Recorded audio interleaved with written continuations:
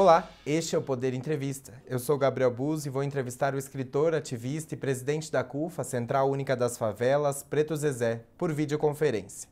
Nascido na favela das Quadras, em Fortaleza, no Ceará, Preto Zezé tem 45 anos. Além de presidente da CUFA, Organização Internacional de Combate à Desigualdade Social, Zezé é também empreendedor e produtor artístico.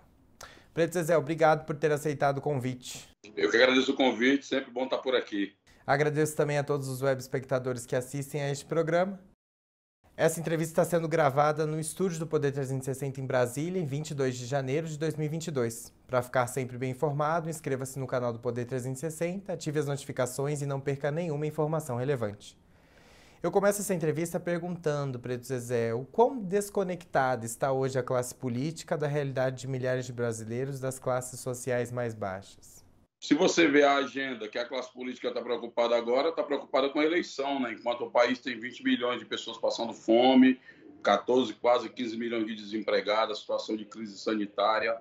Infelizmente, o centro do debate político, a gente está vendo que é a preocupação com a questão eleitoral, né? E o mais grave, é uma questão eleitoral em que a realidade da sociedade vai a reboque da eleição e dos políticos, e não o contrário, né? A realidade da população deveria pautar políticos, partidos, líderes políticos. Infelizmente, ainda está muito preso ao debate eleitoral de nome, das alianças. Enquanto isso, o país vai derretendo, literalmente. Zezé, pelo que você ouve hoje, qual a visão que o político brasileiro tem sobre a favela?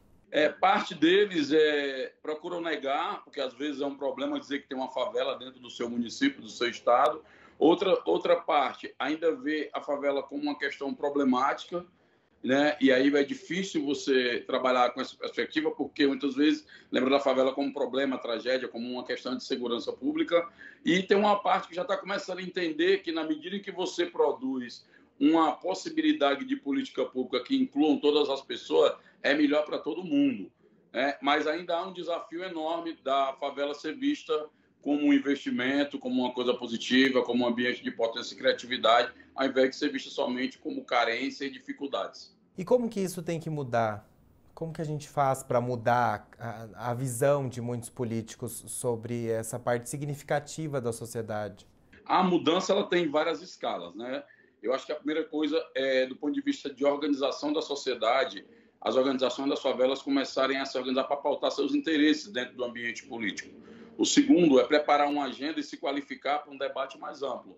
Vamos pegar um exemplo de um debate que muitas vezes fica distante da favela, do ponto de vista da interlocução com o mundo político, mas que é bastante vivo dentro do território, a questão tributária. Sempre se fala do tributo, que o tributo é alto, que as pessoas têm gente que paga e não recebe, e é verdade, as pessoas não recebem o retorno do seu imposto. Mas muitas vezes quem está reclamando disso são pessoas que moram num lugar que tem saneamento, que tem arborização, que tem iluminação, segurança pública, o caminhão do lixo passa. Quando você olha para um mesmo cidadão que paga o seu imposto ali na fonte, na compra de um produto no Capão Redondo, ou de um Pirambu lá em Fortaleza, ou de uma cidade de Deus do Rio de Janeiro, você vai ver que essas pessoas que também pagam, mesmo ganhando menos, o imposto não retorna em forma de política pública para esses territórios. E aí a população fica alheia. Esse é um debate muito caro. E como a forma que eles é muito burocratizada, muito técnica, acaba que não chega também alcançando a percepção do cidadão comum. Mas é um debate constante. As pessoas veem que o recurso não retorna, o imposto não retorna,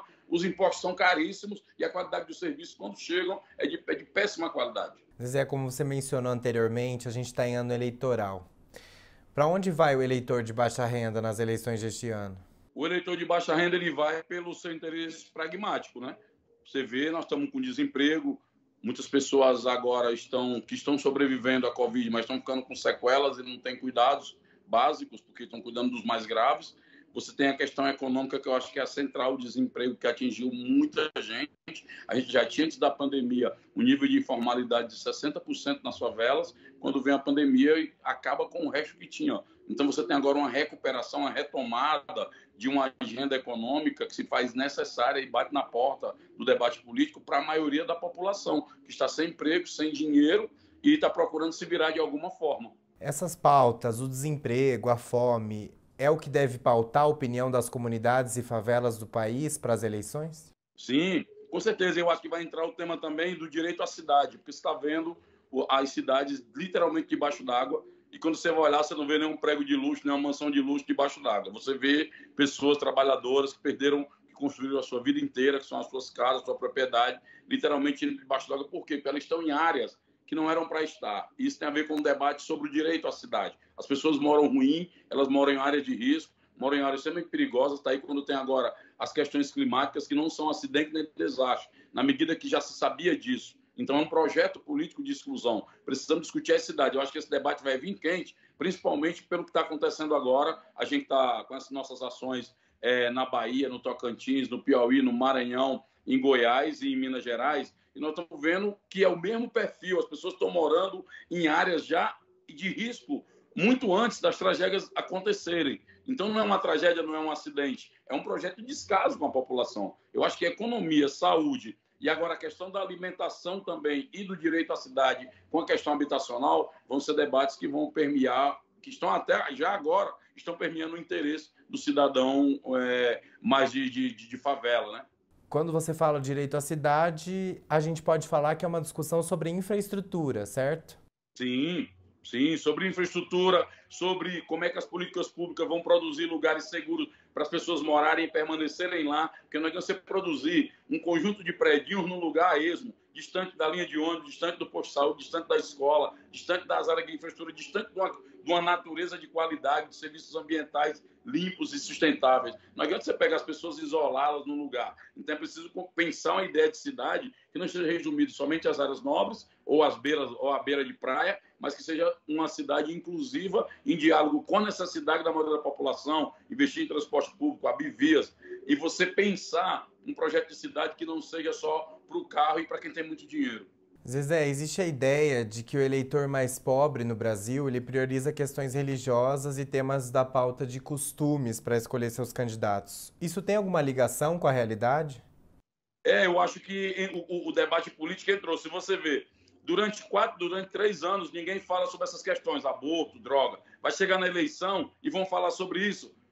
E isso vai de uma forma que toma o debate central, quando a gente deveria estar discutindo questões estruturantes que estão antes do debate. Infelizmente, o debate político está sendo capturado e aproveitado de maneira desonesta essas questões que são de saúde pública, que são de cunho pessoal, que são a religião que você professa, e colocada no lugar do debate político, que, na verdade, ele mais ofusca e enfumaça os rumos que a gente deveria tomar do que ajuda a esclarecer, né? E hoje você não tem como, ao mesmo tempo, você não tem como ignorar, por exemplo, a questão religiosa, dado que aí 30% da população já é adepta, né, de religiões neopentecostais. Mas eu penso que o debate seria não sobre a fé que alguém professa. O debate seria como essas pessoas estão pegando seu transporte público, se tem área de lazer para os seus filhos, se tem escola de tempo integral, se tem unidade básica de saúde que funciona em 3 turnos para atender aquela mulher que chega do trabalho, que são 49% da vida de família dentro de uma favela e não tem que deixar seus filhos, creche para a primeira infância. Quando você discute isso, você desloca o debate para um lugar que é de interesse, porque mesmo a pessoa evangélica ou conservadora, cara, ela quer viver bem em segurança, ela quer ter um emprego, ela quer ter uma casa bacana, ela quer o seu bairro com infraestrutura de iluminação, de vias de saneamento básico. Se a gente começar a centrar o debate descambando para esse lugar, a gente acaba perdendo de foco as questões estruturais que são mais importantes e, no fim, são elas que definem a vida de quem quer que seja, independente da religião ou orientação sexual. Você vê, assim como na discussão nacional, uma polarização nas comunidades do país em torno do nome do ex-presidente Lula do PT e do presidente Bolsonaro do PL? Eu não vejo, eu vejo a população pensando o seguinte: como é que eu vou sair da minha realidade de desemprego? Você vê na mesma família pessoas com posições diferentes do debate político. Isso é até saudável, ter posições diferentes do debate político no momento que a gente está vivendo a necessidade de eliminar o diferente, né, no debate público brasileiro. Mas eu vejo que as pessoas estão começando a entender, principalmente devido a uma pandemia, a questão do desemprego, que uma agenda de inclusão e enfrentamento à desigualdade é fundamental e é muito importante. E as pessoas estão cada dia mais discutindo isso, porque chega informações por tudo que é lugar. Agora, o que a gente tem visto é que aquele eleitor que viveu o bem-estar de políticas inclusivas nos governos do PT, do Lula, inclusive, ele migrou com medo, porque começou a ter muita violência nos territórios e essas questões não foram enfrentadas, né? E ele migra para uma agenda desesperada, procurando ajuda, procurando arma, trazendo aquela coisa. Tem um lado preconceituoso do Brasil com a questão do negro, da mulher, então trabalhou-se muito essa coisa da redenção do macho, do homem, do provedor, e pregou-se um discurso de justiça com as próprias mãos através do armamento da população. Só que nós chegamos agora, esse eleitor que saiu de um lugar e foi para outro, ele agora sente saudade, ele quer retornar àqueles tempos de inclusão, porque ele nem conseguiu as armas para diminuir a violência, a economia não melhorou para ele, e tudo que prometeram daquela redenção, daquele cidadão que migrou, saiu de uma agenda de inclusão e foi para de lei e ordem, ele agora retorna para de inclusão porque a fome está batendo na porta, a violência continua batendo na porta, as questões da desigualdade estão seríssimas no Brasil. Você tem pessoas, você tem ideia, o cidadão tinha os seus filhos e a esposa, ele estava numa situação difícil econômica, mas ele ainda pagava o aluguel dele. Como ele agora não tem nem o do aluguel, está indo para morar na rua. É muita gente que não tem aquele perfil da população de rua, que agora você está vendo nos sinais, os sinais estão lotados todos os meses do ano, não é só no Natal, no Dia das Crianças, são todos os meses do ano, as pessoas com a placa, estou com fome. Você, inclusive, vê o texto, que é até mais bem elaborado.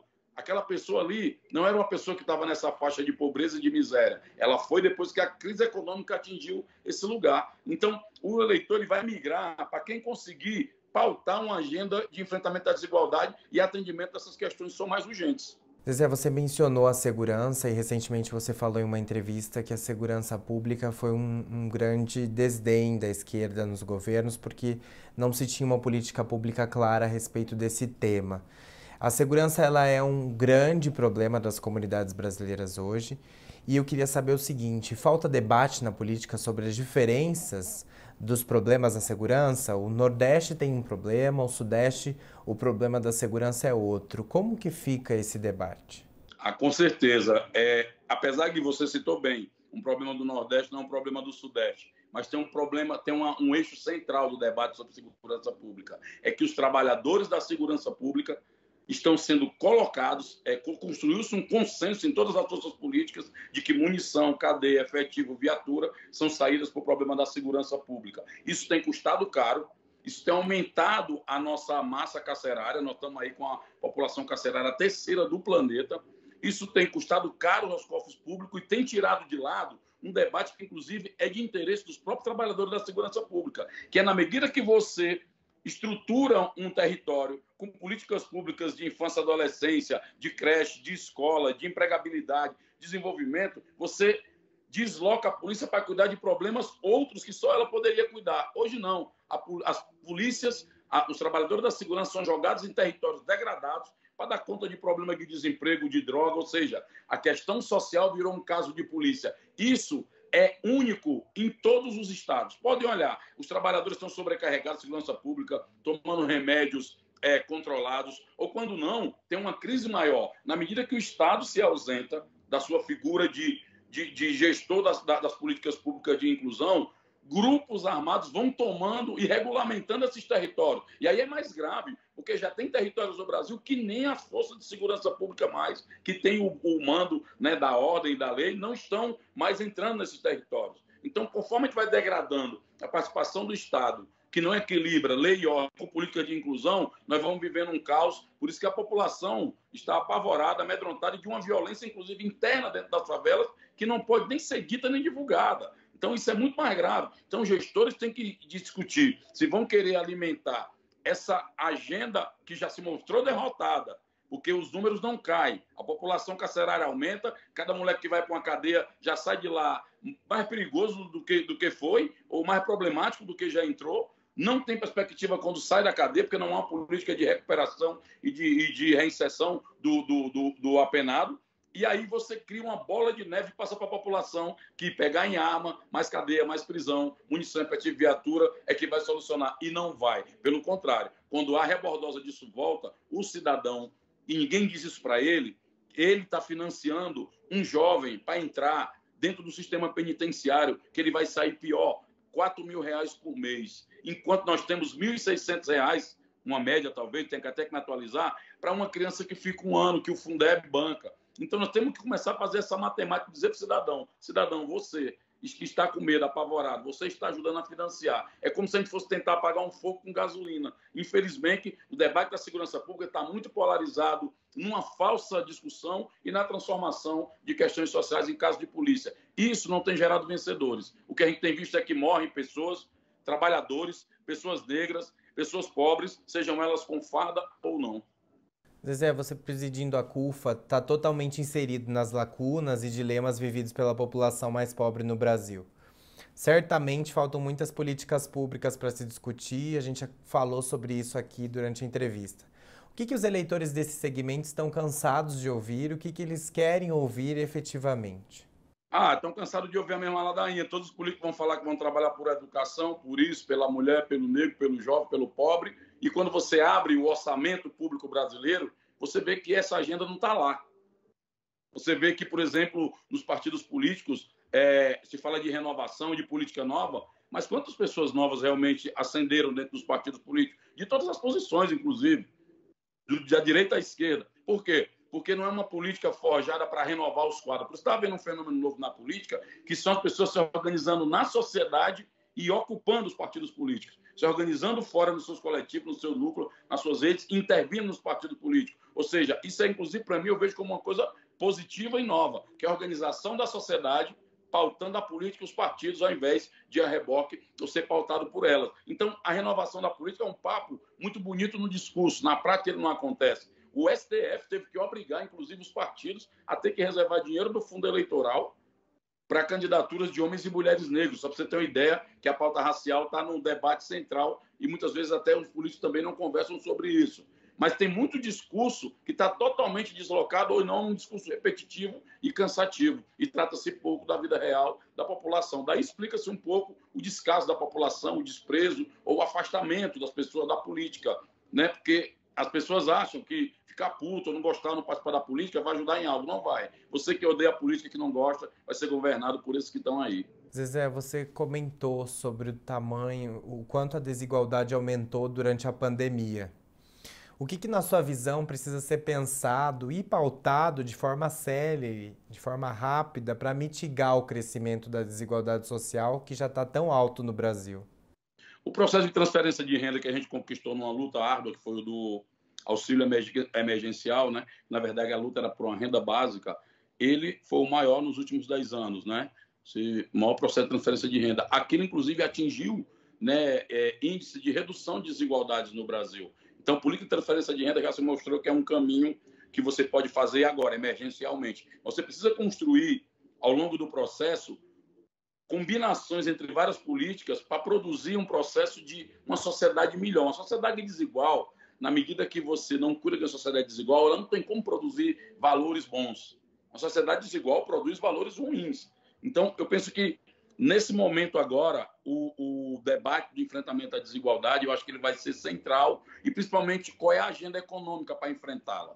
Aí nós vamos ver, porque agora todo mundo falando a mesma coisa. Quando vier um debate político, nós queremos saber quem vai produzir reformas que incluam a maioria da população, quem vai produzir reformas que ajudem a gerar emprego, quem vai produzir agenda política com capacidade de gestão para poder melhorar a qualidade da saúde, quem vai cuidar dos milhões de jovens que ficaram fora da escola há mais de um ano, que muitos deles acham que não querem, não precisa voltar mais. Como é que você vai renovar a matriz de formação curricular para preparar o jovem que está formado hoje para enfrentar as novas dinâmicas do mercado de trabalho cada vez mais digital, com tecnologias novas? Então, você está noutra matriz, tem parte da formação nossa de qualificação ainda está no modelo analógico e não digital. Então, assim, tem muitas coisas que a população está almejando, principalmente os jovens e mulheres, que a gente vai ter que discutir seriamente se a gente quer produzir uma política nova, uma política que tem importância para a vida das pessoas. Zezé, como que foi o tratamento da saúde nas comunidades durante a pandemia? Você acha que isso vai ter um peso nas eleições? Vai demais, né? Porque as pessoas estão vendo a importância de uma UPA, da unidade básica de saúde, de um agente de saúde comunitário, da vacina, a importância de vacinar as pessoas. E você imagina se não fosse o SUS, nós estamos com mais de 600 mil pessoas que perderam a vida, imagina se não é o SUS o tamanho da tragédia que a gente estaria. Então, acho que isso vai ter um debate importante, sim, as pessoas cada vez mais sentem isso, veem a defesa, né, pessoas que vão se vacinar e levam cartaz, né, fortalecendo, agradecendo o SUS. Isso traz um debate sobre a presença do Estado com políticas públicas importantes. Eu penso que esse debate vai ser central. Para mim, economia, saúde agora urgente um programa, uma plataforma de segurança alimentar e de proteção social. Talvez sejam as 3 coisas que vão nortear o debate político, pelo menos o que a gente está vendo no nosso cotidiano, que as pessoas mais procuram, né?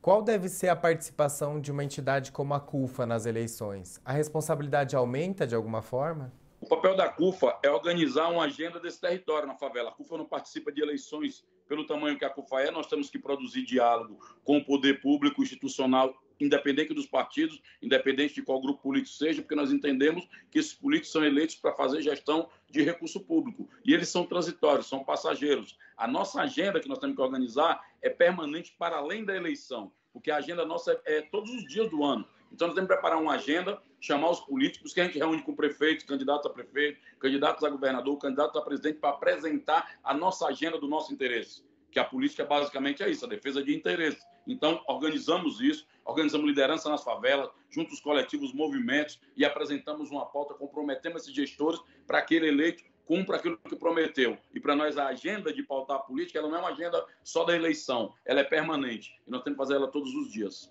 Qual é o efeito das iniciativas de inclusão social na eleição? Quem está socialmente incluído vota de uma maneira diferente? Com certeza, porque você passa a ter expectativas diferentes. Um cara que montou um comércio, empregou ali a mulher, o filho, o sobrinho, a cunhada, ele tem uma expectativa diferente de uma pessoa que está ali no Bolsa Família sobrevivendo com 3 refeições para sobreviver. São expectativas diferentes. Por isso que o debate da desigualdade, da economia, são debates que perpassam todos os grupos, porque eles vão ser centrais. Porque está todo mundo preocupado como é que eu vou pagar minhas contas, como é que eu vou botar comida na minha mesa, como é que eu vou garantir minha saúde, como é que o meu bairro vai ficar seguro. Está todo mundo preocupado com essas agendas. Mas, na medida que você está mais ou menos incluído, também define a sua expectativa da política. Mas a ânsia, a expectativa que você tem é de que você esteja participando do processo de inclusão na sociedade, seja em que grupo você estiver. Chega ao final esta edição do Poder Entrevista. Em nome do Jornal Digital Poder 360, eu agradeço ao presidente da Central Única das Favelas, Preto Zezé. Eu que agradeço o espaço do Poder 360 e só precisar, só ligar. Agradeço também a todos os web espectadores que assistiram a este programa. Essa entrevista foi gravada no estúdio do Poder 360 em Brasília, em 22 de janeiro de 2022. Para ficar sempre bem informado, inscreva-se no canal do Poder 360, ative as notificações e não perca nenhuma informação relevante. Muito obrigado e até a próxima.